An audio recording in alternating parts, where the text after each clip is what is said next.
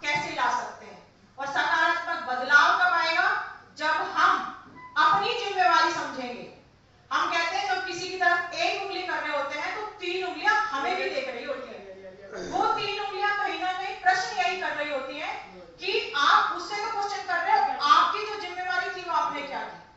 अगर for example हम कचरे को सेग्रीगेट करने की बात करते हैं ना, कि गीला ऐसा, हरा वो कचरा ऐसे, और जो इलेक्ट्रॉनिक वेस्ट है वो ऐसे करने, कभी हमने किया है? शायद मैं भी नहीं करती हूँ, क्योंकि मुझे भी ऐसा लगता है डस्टबिन है उसमें फेंक दिया, उसका मेड देखेगी।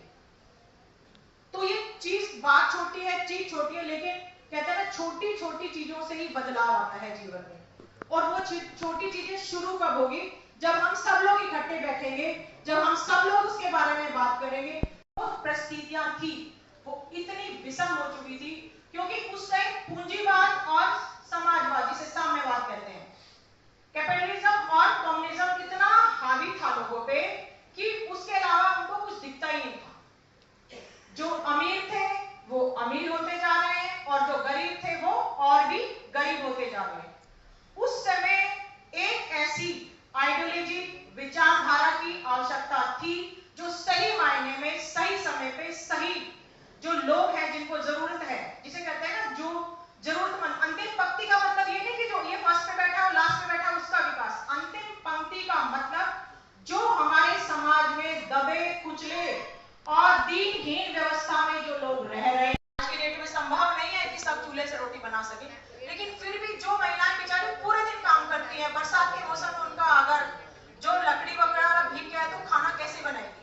तो उन सबके बारे में सोचना, वो एक सोच ही तो थी उनके पास भी, जो आज हमारे मोदी जी देश की सुरक्षा के लिए, मान के लिए, सम्मान के लिए सोचते हैं।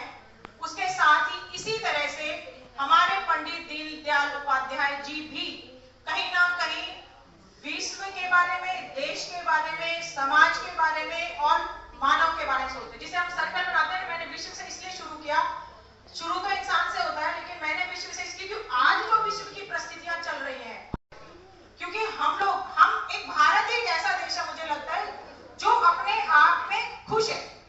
मतलब हमें ना किसी से कोई, जैसे कहते हैं हमारे अंदर से बहुत सारे देश निकले हुए हैं, लेकिन हमने किसी देश को अपने अंदर नहीं मिलाया आज तक।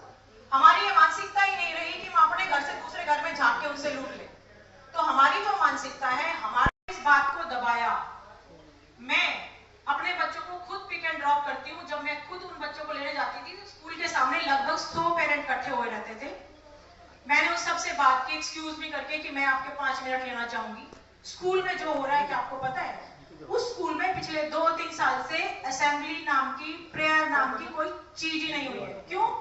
क्योंकि हम अपने कोई एक छोटी सी हम लोग प्रार्थना शायद हम सब लोगों ने की होगी, इतनी शक्ति हमें देना दाता, मन का विश्वास कमजोर होना।